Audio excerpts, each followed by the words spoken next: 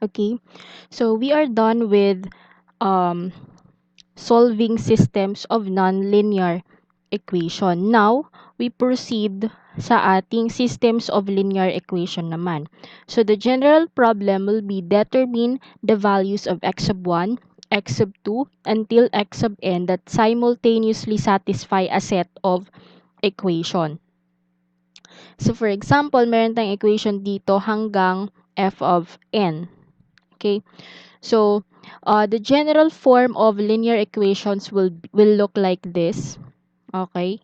A sub 1, A sub 11, x sub 1 plus. Okay, so we all know that this represents elements of a matrix. Okay, so from here, obviously, gagamit tayo ng matrix in solving linear equations. Okay, so yung mga A natin are constant coefficients, B's are constants, this one. X's are unknown. So, yun yung hahanapin natin, yun yung isosolve natin. And N is the number of equations. So, the solutions for the systems of linear equation can be direct and can also be indirect. So, sa direct solution, meron tayong Cramer's rule, Gaussian elimination, Doolittle, LU factorization, and Cholesky. Pero hindi lang dito nag-e-end yung mga direct solutions for systems of linear equation. May iba pa. However, ito lang yung i-discuss natin. And for indirect naman is Jacobi and Gauss-Seidel method. Okay? So, una nating i-discuss is si Cramer's rule.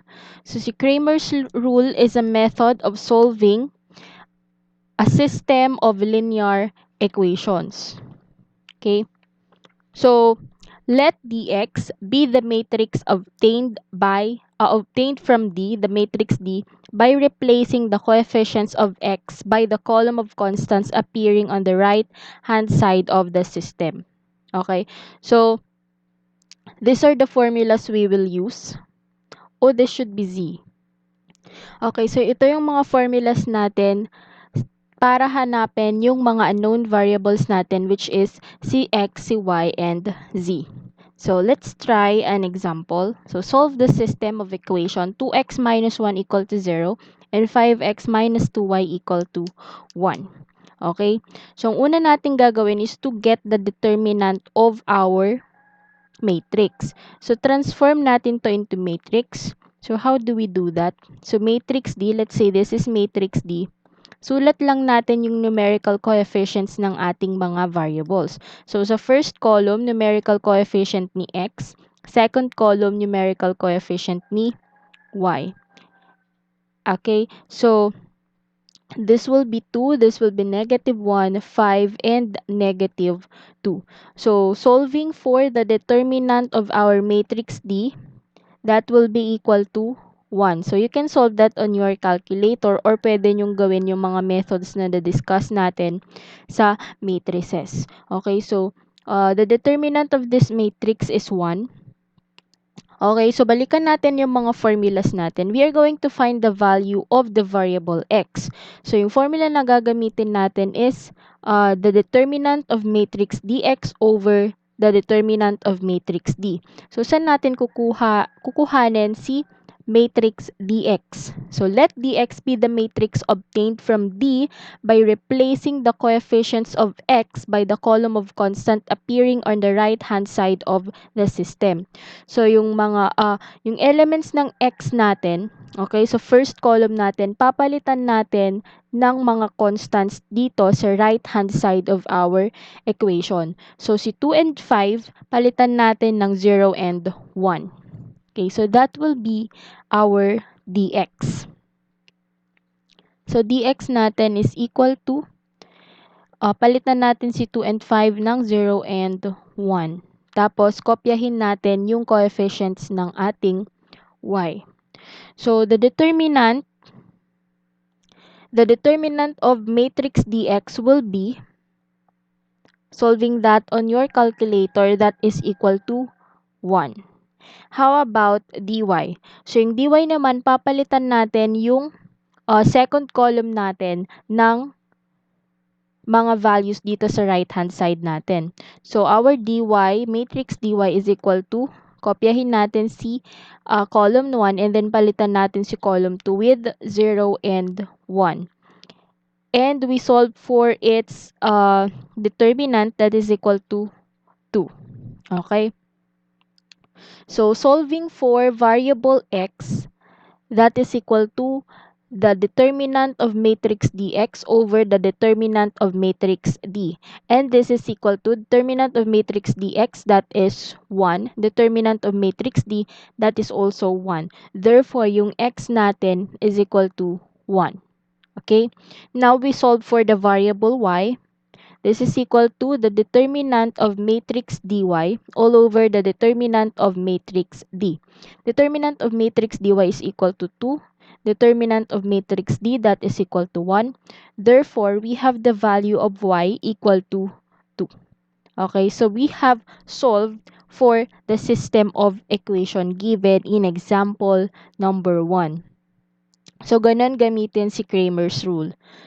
Sundin mo lang yung mga formulas. And also, you should know how to get a determinant, the determinant of a matrix.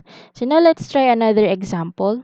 So looking at our system, looking at our equations, makakabuo tayo ng 3 by 3 matrix. So sulat natin to. Let's say matrix D ulit. So, sulat natin coefficient x, numerical coefficient of y, and numerical coefficient of z. So, sa first column, we have 2, 3, and 2. Sa second column naman, coefficients of y, that is equal to positive 1, negative 1, and 3. For the numerical coefficients of z, that is equal to negative 1, 1, and 1. Okay? So, you can use your calculator in solving for this one. The determinant of matrix D is equal to negative 20. Okay? So, negative 20 yung determinant niya. Now, let's solve, let's have the matrix dx to solve for variable x. So, yung dx natin is equal to, gaya ng ginawa natin sa first example, palitan natin si column 1 ng mga values from the right-hand side of our equations. So, this will be, dito sa first column natin, will have 1, 4, and 3. And we copy yung second and third column. So, this is 1, negative 1, and 3, negative 1, 1, 1. So, the determinant of matrix dx is equal to negative 20 din. Okay? Now, let's have matrix dy. Okay? Matrix dy natin, palitan natin si column 2, which are the y coefficients, ng values dito sa right-hand side ng ating equation. So, this will be equal to 2, 3, 2, and then 1, 4, 3, tapos kopyahin natin yung last column, negative 1, 1, 1. Then, the determinant of matrix dy is equal to, okay, that is equal to 0. And for matrix dz, that is equal to, okay, kopyahin natin yung first two columns. And then, yung third column natin, which is the coefficient of z, palitan natin ng values from our right-hand side of the equation. So, this is 1, 4, and 3. Now, solving for the determinant of the matrix dz, that will be equal to negative 20. So, we now have values for the determinants of the different matrices. So, the next thing we should do is to apply the equation in finding the values of the different variables. Okay, so for variable x, that will be equal to the determinant of matrix dx over the determinant of matrix D. That will be equal to negative 20 all over negative 20. Therefore, Cx natin is equal to 1. For our variable y naman, that is equal to the determinant of matrix dy all over the determinant of matrix D, and this is equal to 0 over 0 over negative 20. Okay? And we all know that this is equal to 0. Ayan. And then for variable z naman, we have the determinant of matrix dz all over the determinant of matrix D, and that is equal to negative 20 all over negative 20. So we have a value of z equal to 1. Okay, so that is how you apply si Cramer's rule. Anyway, you can check your answers naman using the okay, ito. You can check your answers using your calculators. You just need to press mode 5 equation, okay, and then press 2. Since 3 equations, 3 unknowns tayo. And then input nyo dito sa first column, okay, sa first row na lang kasi ganun yung pag-input sa calculator. So sa first column are the numerical coefficients of your first equation.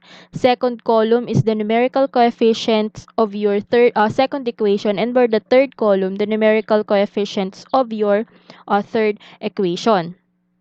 When you have already input all the values, press equals. Magbibigay ng value yung ating calculator, values of x, y, and z. And you can actually check kung tama yung nakuha ninyo dito sa part na to. And paalala lang for your exam, for Cramer's rule, yung pagkuha ng determinant is sige, okay na rin gamitin yung calculator na lang. Huwag na tayong mag-solve ng using the different methods like cofactors and minors. Okay? So that is how to solve a system of linear equation using the Cramer's rule.